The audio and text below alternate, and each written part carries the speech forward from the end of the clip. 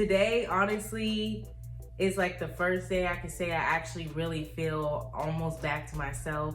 I'm really not even 100% yet. I would say I'm probably about a solid 80, maybe 85%, but I'm still a teeny bit under the weather. I'm still a little bit stuffed. I feel a little even hot right now doing this video with the ring light on. But I'm here, I'm back, I'm coming back consistently, weekly, on time. And I know this is not the most recent review. This is a review for last week's episode, but I promise I'm gonna get back on track and back on my bullshit. I'm coming back with the new review for the newest episode, literally either tomorrow or the day after that, but it will be up before the new episode comes up. But I'm happy to be back. I'm back. I promise I'm gonna come back with weekly videos. I was gonna say weekly episodes. Yeah, this is my channel and I got episodes, so get into it. But yeah, I'll be back with weekly videos, 2 videos a week at the minimum. I'm trying to still push for 3. Of course, I was sick, and then also I was out of town as well last week. Well, the week before I got sick. So I was slowed down a little bit this month. So like, comment, share, and subscribe if you fuck with me, if you fuck with my channel, if you fuck with my content, you wanna see more from me. We're gonna get into the video. Support your girl.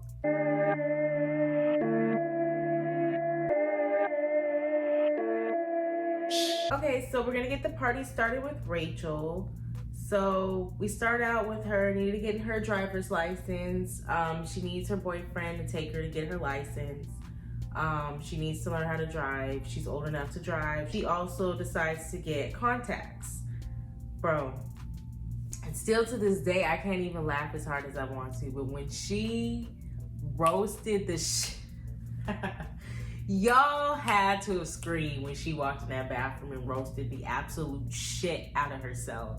She said, with my fucked up ass yellow corn teeth, I can't even laugh the way I want to laugh. Like, that shit was fucking hilarious. Like, I coughed up a lung. But though it was funny, it's sad to see how insecure she truly is about herself.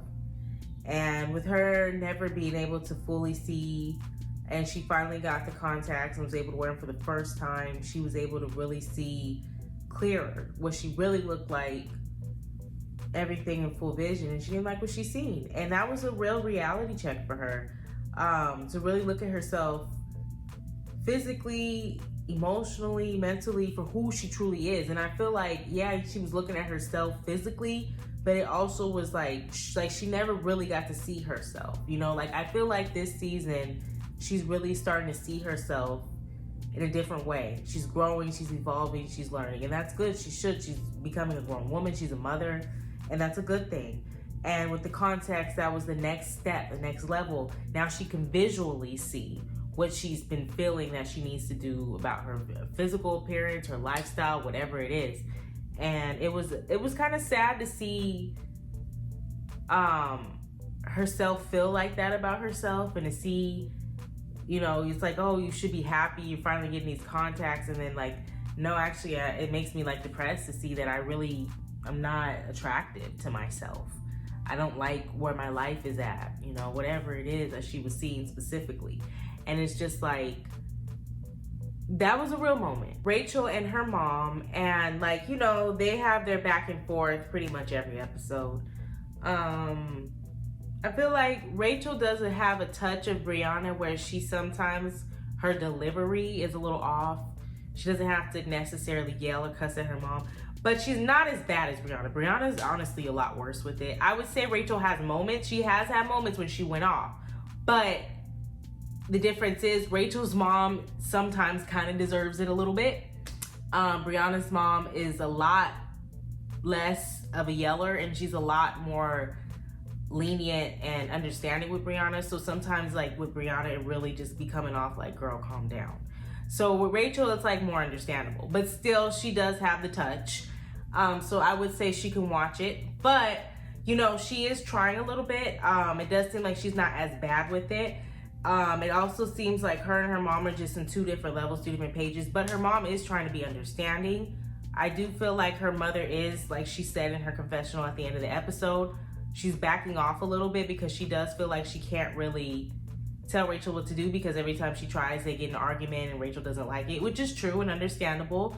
And at the same time, it's like, understandable why Rachel acts like that. She can do better with it, but she is a grown young woman. She's a mother now. So it's like, when you get in that age, you don't want to be told what to do, especially if you feel like, well, you didn't even raise me right. So who are you telling? Who think you fooling? Here to talk about Kaya. Honestly, I'm just ready for the baby daddy to get out so we could just hurry up and see how it's gonna be. Like Tiaza said, like, I just wanted to start already. Like, this should have been happening. And that's exactly how I feel. Like, I'm tired of talking about when he gonna come out.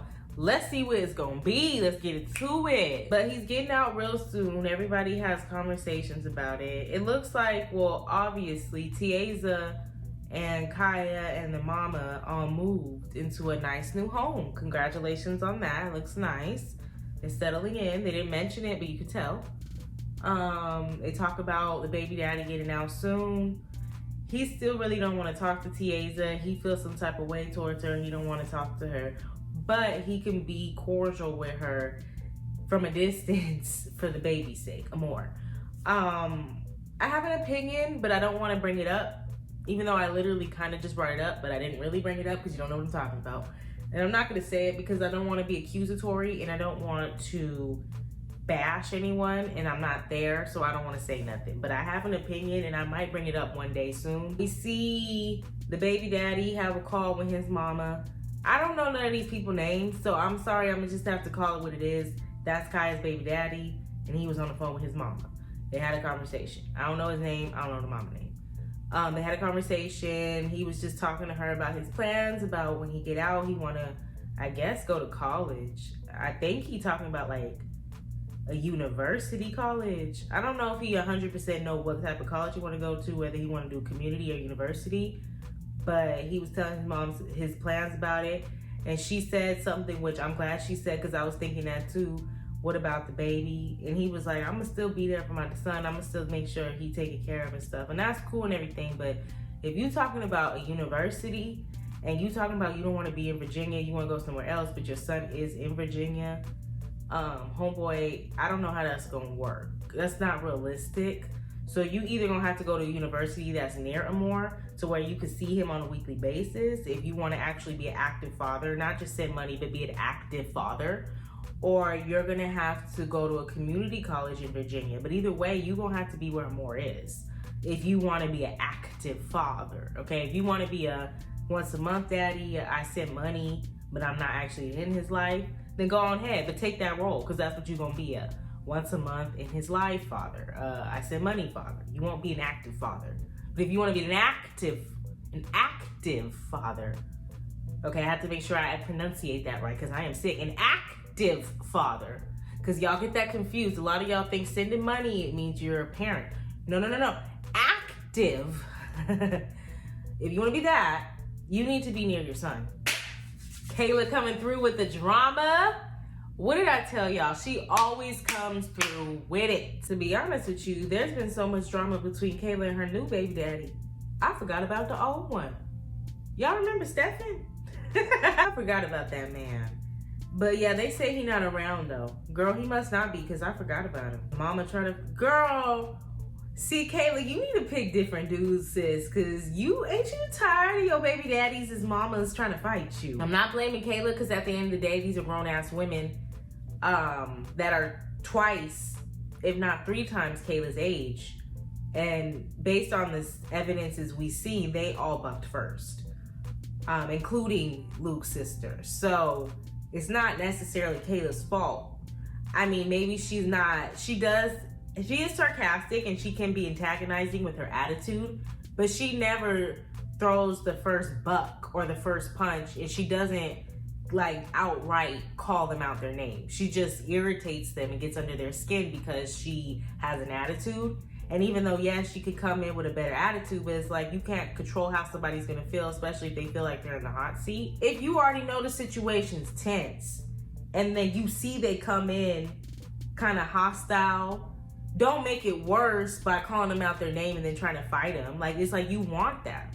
Yeah, they didn't have to have an attitude, but you think you making it better when you know you're twice, 3 times their age, and you calling her out her name, and then you want to fight her, and you expect respect. She already is hostile. So now you definitely ain't gonna get no real respect from her because now you're trying to fight the girl. And she's the mother of your grandkids. Like, to me, it's like when older people, elders, whatever they want to call themselves, demand respect, it's like I get from their generation, they feel like beatings and whoopings is the answer. But it's just like we live in a world where we just don't take the bullshit no more.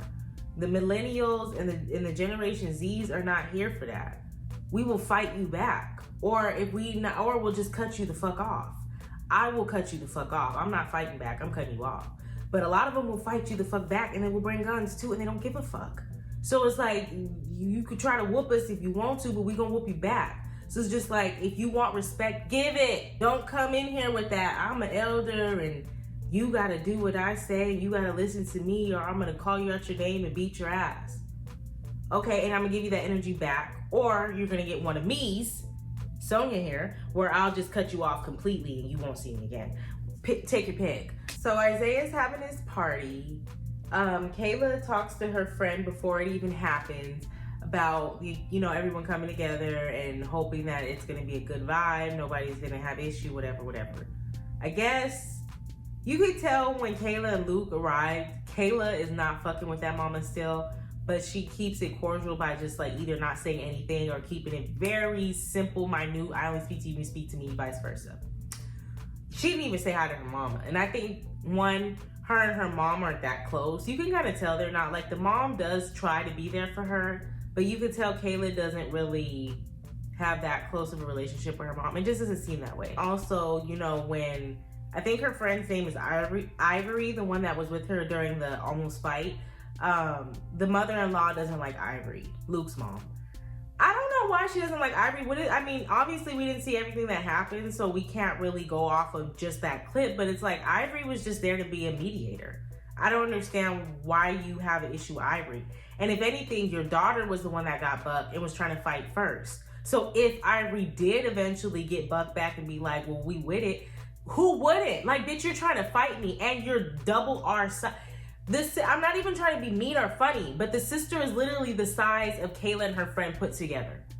So yeah, like, if you with it, I'm with it too. I don't understand. And then, the Luke, for whatever reason, Luke's mom, for whatever reason, keeps asking Luke about his relationship every time she sees him, which that in itself is a problem, because it's like, mama, stay out of my business. Do you have a man? Okay, go fuck on him. Because, like, to me, I feel like even that is a little bit of a boundary. Like, you don't have to ask about my relationship every time we see each other, mom. I get you're my mom, I get you care, and I get you watch the kids. And I understand that, our relationship matters to you. And I'm not saying you don't need to know nothing.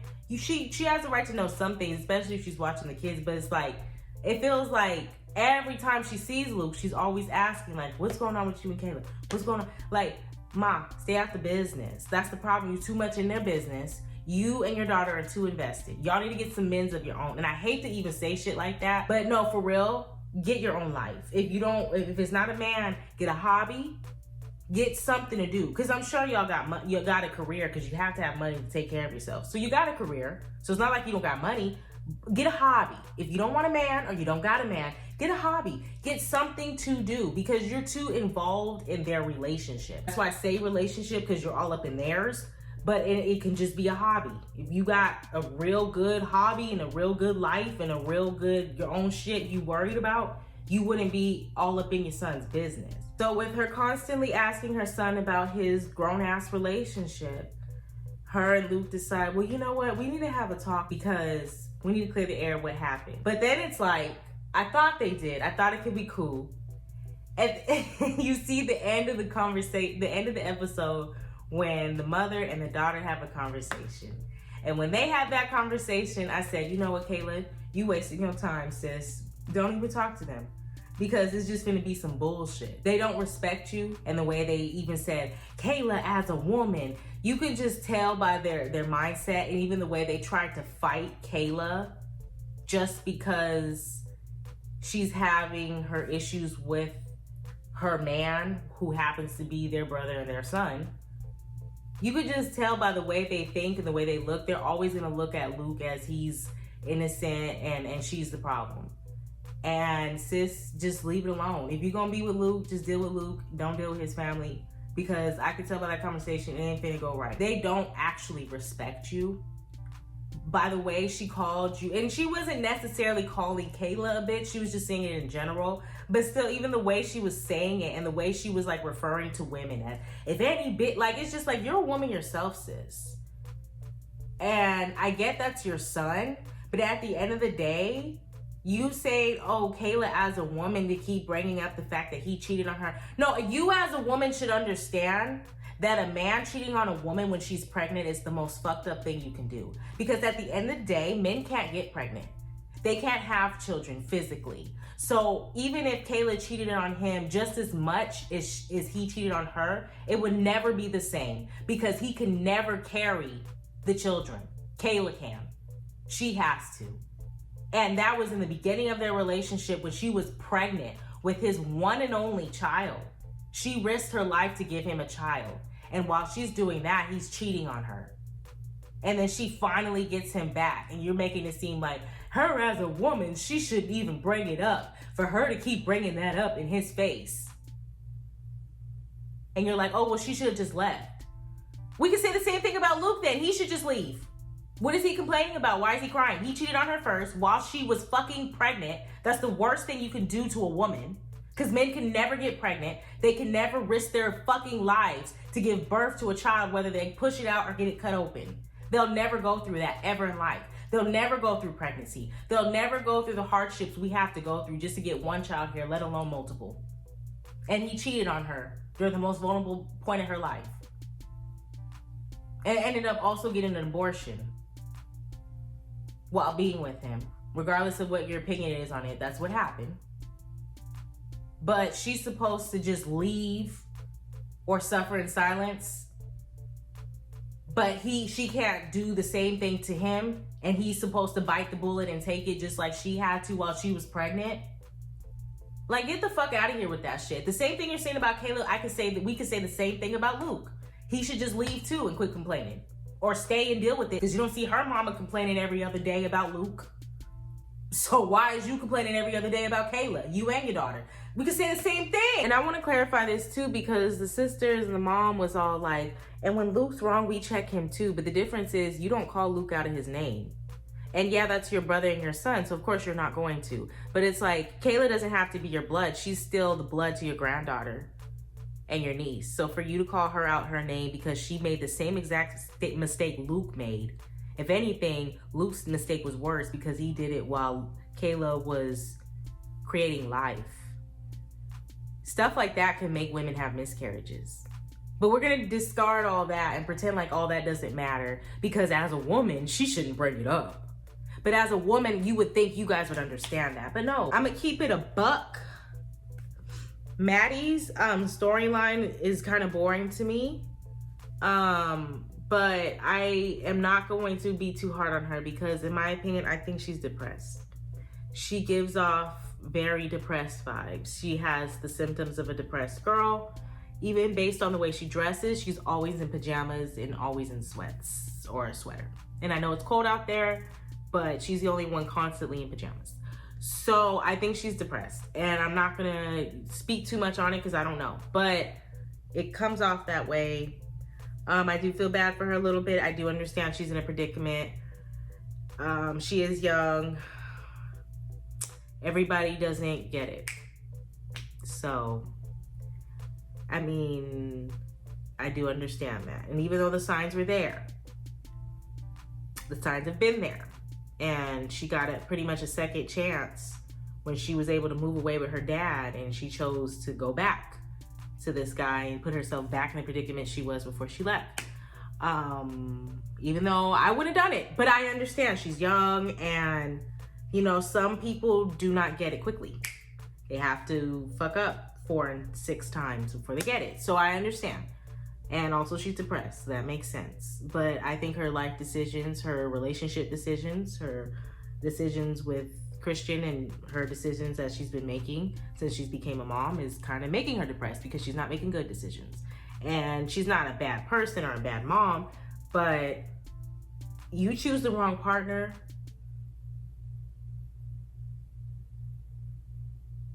that can ruin your life. And lastly, we have Brianna. So pretty much her episode, well, her sceneries was about her wanting to pull away time. Well, she wanted to pull away some of Brayson's time with his grandmother, which is her mother. She feels like her mother does a great job. She's a great grandmother, but he's too attached. He always wants to be around his grandmother. He's always sad when he has to leave. He doesn't want to leave with Brianna. All understandable. So she decides that instead of having him go over there twice a week, she's going to pull back a day and have him go over there once a week. Good compromise. You could tell, I forget what Brianna's mom's name is, but you could tell she was not really too happy about it in the very beginning. But then after a while, she kind of understood. There's really not much to talk about on that.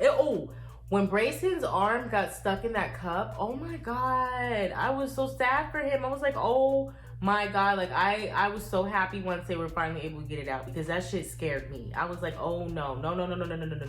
Hope the sound wasn't too trash, the video, the audio, all the things. I'm working on it. Life ain't shit, so I'll do the best I can.